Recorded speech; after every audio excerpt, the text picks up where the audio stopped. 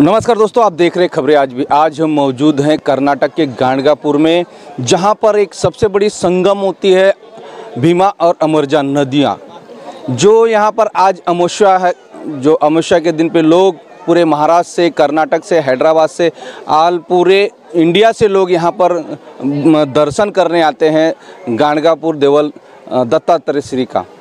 तो आज हम मौजूद हैं भीमा अर्जा नदियों पर। यहाँ की साफ़ सफाई और यहाँ की जो गंदगी है और लोगों की जो सुविधाएं, यहाँ की न टॉयलेट की सुविधा, न उसको जो कपड़ा यहाँ पर नहाने के बाद कपड़ा चेंजिंग की सुविधा, ऐसा कुछ भी नहीं है जो कर्नाटक सरकार की तरफ से या स्टेट की तरफ से यहाँ पर उपलब्ध कराई है। वही से बात करते हैं। हमारे साथ में एक यहाँ के जो श्रद्धालु हैं उनसे बात करेंगे। किस बारे में बात करेंगे सर? यहाँ की नदियों के बारे में, जो आज अमावस्या है वहाँ का स्नान करने के लिए आते हैं। तो सर, खबरें आज भी मध्ये स्वागत आहे। काय बोलणार आहे या नद्याबद्दल आणि संबंध?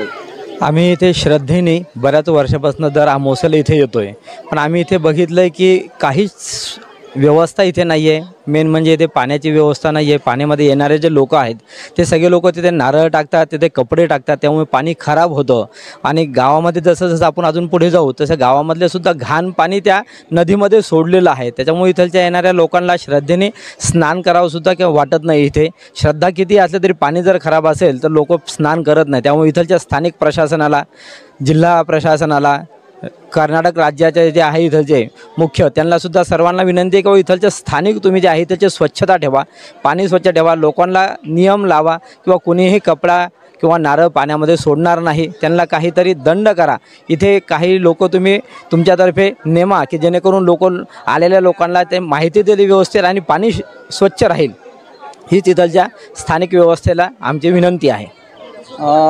यामध्ये अजून पण काय बोलणार? त्याच्यामध्ये लोक, मी बघतोय तिथे नारळ पडलाय खाली आणि कपडे जास्त इथे आहे आणि कुठलाही साफसफाई प्रशासनकडून ध्यान देत नाही आहे। मग काय काय काय बोलणार? हे तर इथलची जी व्यवस्था आहे जिल्ह्याची तर आहेत, पण स्थानिक प्रशासनाची सुद्धा इथलची व्यवस्था आहे की त्यांनी तिथलचे त्यांचे जे लोक आहेत सिक्युरिटी किंवा काही लोक इथे, त्यांनी जेव्हा गर्दी असते ते इथे तर कायम 12 महिने गर्दी चालू असते, पण त्यांनी त्यांचे लोक इथे उभे करावेत की जेणेकरून येणाऱ्या लोकांना सांगा की तुम्ही कोणीही पाण्यामध्ये कपडे सोडू नका, पाण्यामध्ये नारळ सोडू नका, जेणेकरून पाणी स्वच्छ राहील आणि येणाऱ्या भक्तांना श्रद्धेने ते स्नान करता येईल, पाणी स्वच्छ भेटेल त्यांना, याची एक व्यवस्था करावी, हीच इथलच्या प्रशासनाला विनंती आहे। हमारे साथ में और मुंबई से आए हुए हैं रमेश कोहली जी हैं। यहाँ पर जो नाटेकर साहब इसी नदियों को लेकर आज वो सत्याग्रह मतलब आंदोलन जारी है उनका मंदिर के सामने, तो उनसे बात करते हैं। हमारे साथ में रमेश कोहली जी हैं। सर, क्या कहेंगे इसके बारे में? आप मुंबई से आए हुए हैं, किस तरह से लोगों की यहाँ पर जो असुविधा के बारे में बताइए आप मेरे को, दर्शकों को। या चॅनलच्या माध्यमातून पहिला मी या चॅनलला अभिनंदन करतो आणि या चॅनलने 2023 रोजी या संगमावरतीच हा पूर्ण प्रकार दाखवला होता रिसायकलिंगचा, नारळचा रिसायकलिंग होत होता, हे चॅनलने त्यावेळी दाखवलं होतं। आत्ताही तोच परिस्थिती आहे, काही बदल झालेला नाही आहे। 2023 पासून ते 2025 आत्ताही 1 रुपयाचा सुद्धा 5 पैशाचा सुद्धा फरक पडलेला नाही आहे। इकडचा जिल्हा अधिकारी लक्ष देत नाही। जिल्हाधिकारी का लक्ष देत नाही? कारण की जिल्हाधिकारी दर वर्षाला हुंडी पेटीतून 10 करोड रुपये घेऊन जातो। का? इथे झिरो बजेटमधून काम करतोय, इथे फक्त इन्व्हेस्टमेंट येणारे लोक पैसे घेऊन इथे घेऊन जातात जिल्हाधिकारी। काय कारण आहे? तुम्ही घेऊन जाऊ नका ना, तुमचा हक्क आहे का? अरे सरकारने एवढं लक्षात आलं पाहिजे, 10 करोड रुपये घेऊन जाता। अरे 10 करोड रुपये घेऊन इथे आम्हाला मंदिरासाठी करा ना, मंदिरासाठी का करत नाही? इथे माय बहिणी संगमावरती येतात, आंघोळ करतात, त्यांना आंघोळ करण्यास झाल्यानंतर चेंजिंग रूम म्हणून असे रस्त्यावर बनवल्या जातात। आणि कुठे साईडला बनवा ना, साईडला करा, तिथे एक सिक्युरिटी गार्ड द्या लेडीज, आणि किती आई बहिणी तिथे असतात आणि ते पैसे घेतले जातात। अहो पैसे का घेतात? अहो इथे पैसे कमवायची लाईन झाली आहे का? अहो पैसे कमवू नका, इथे दत्त महाराजांचे स्थान आहे, इथे भक्तीसाठी या, देवासाठी या, महाराजांसाठी या। औदुंबर झाडामध्ये किती मोठी पावर आहे, ताकद आहे, ह्यात लक्षात घ्या। या औदुंबर झाड म्हणजे साधं सुद्धा नाही आहे, दत्त महाराजांनी रचलेलं ही एक रचना आहे गाणगापूरची। पण आजच्या इकडच्या जनतेला आणि इकडच्या प्रशासनाला, इकडच्या आमदारांना काही पडलेलं नाही आहे। अहो प्रत्येक आमदार येतो, BJPचा येतो, काँग्रेसचा येतो आणि सर्व पक्षाचे आमदार येतात फक्त कमवण्यासाठी, याच्या व्यतिरिक्त काही करत नाही। फक्त पालकमंत्रींनी लक्ष द्यावं। इकडचे आता पालकमंत्री झालेले आहे आपले मल्लिकार्जुन खरगे साहेबांचा मुलगा प्रियंका खरगे साहेब, यांनी खरंच लक्ष दिलं पाहिजे। का लक्ष देत नाही प्रियंका खरगे साहेब?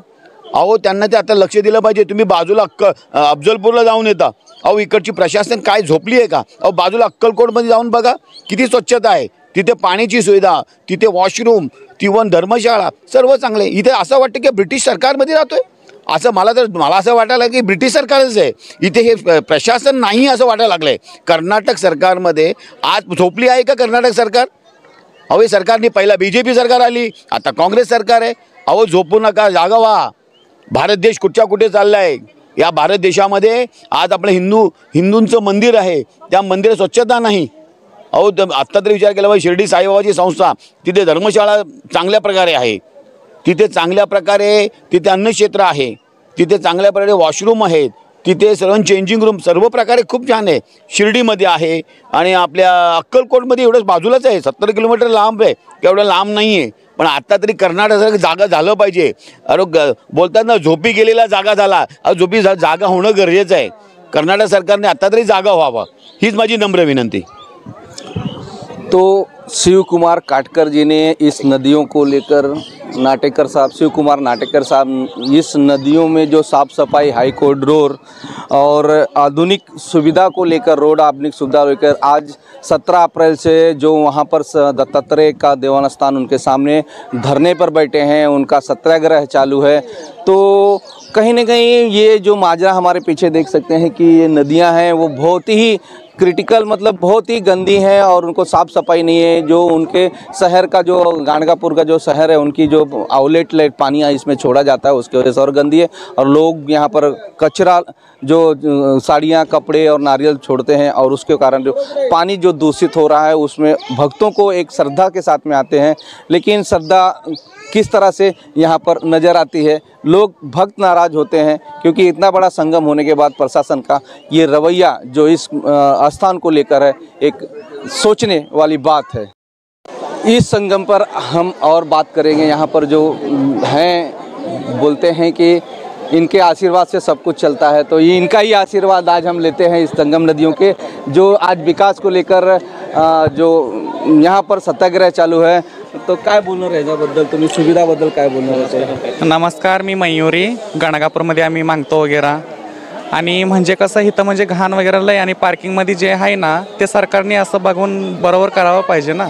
म्हणजे वगैरे बाथरूम वगैरे पण बरोबर केले नाही. आहेच तर 2-4 बाथरूम आहेत, ते सगळं सरकारला बघून वगैरे काय घाण वगैरे आहे ते बघायचं का. जिथं पाहिजे तिथं कपडे असतात आणि लय गलीज करतात तिकडं.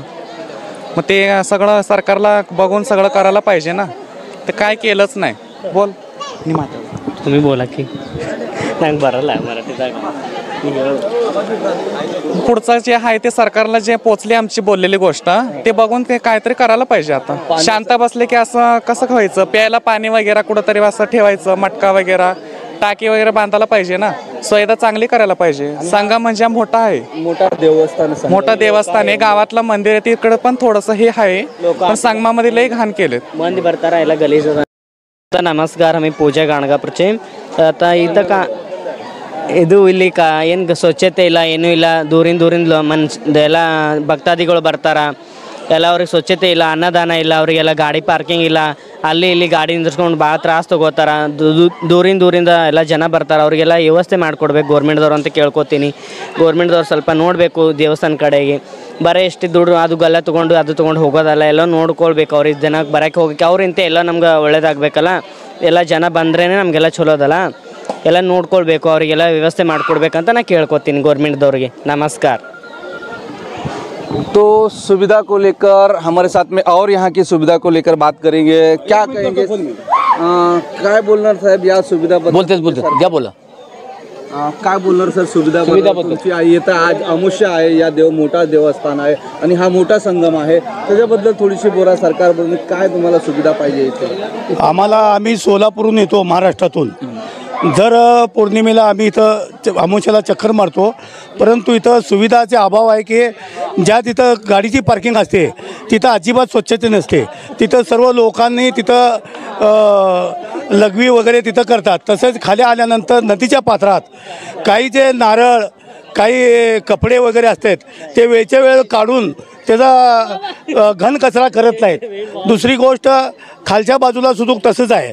आणि येताना आज संगमावर सुद्धा येताना की व्यवस्था अशी पाहिजे की लेडीजसाठी खास व्यवस्था, जेंट्ससाठी खास व्यवस्था, जेंट्स नसले ते पण लेडीजसाठी तर कपडे बदलण्याची व्यवस्था या कर्नाटक सरकारने केली पाहिजे. तसेच इथं गर्दी जास्त असल्यानं पोलीस यंत्रणा नसते. पोलीस यंत्रणाची बी इथं खास करून गरज आहे. मला एवढंच सांगायचं आहे. आणि कर्नाटक सरकारने या दत्तभक्ताची सर्वांनी दखल घ्यावी आणि इथं सुविधा करावी हीच एवढी विनंती आहे. तो यहाँ की कर्नाटक सरकार यहाँ के देखभाल के लिए दखल देना चाहिए, उनका भी एक सहयोग होना चाहिए. और उसी को लेकर काय बोलणार सर? बोलले मी हेच बोलणार होतो. काय अजून काय बोलणार सरकारबद्दल सांगा. लोकांना हे पाहिजे स्वच्छतेच्या बाबतीत जरा घाळ आहे हो. हां, स्वच्छता पाहिजे. असताच ना, तुमची एक आस्था असतो इथे यायच्या नंतर तुम्हाला काय वाटतं? काय जरा तापतेपणा पहिलं शिर्डीला गेल्यानंतर बघा, अक्कलकोट स्वामी महाराज येतं बघा, त्यानंतर तुमचं ते बाराजीला बघा कसं त्यापेक्षा कमी प्रमाण तर चांगलं पाहिजे ना. जर गाण्याचे साम्राज्य जास्त आहे, उत्साह कमी होतो. आणि सर इथे एक तुम्हाला गोष्ट सांगू का, दत्तात्रय समोर एक शिवकुमार नाटेकर म्हणून हा 17 एप्रिलपासून या संबंधी सगळं डेव्हलपमेंटसाठी सगळं उपोषणावर बसलं, सत्याग्रहावर बनतो. तुम्ही काय बोलणार त्याच्याबद्दल? ते मला त्याच्यात म्हणजे आम्ही सोलापूरची कल्पना त्या माहिती नाही, सत्याग्रहाला बसलेलं वगैरे म्हणजे मला कल्पना नाही. कल्पना नाही आपल्याला. हां, रख दो.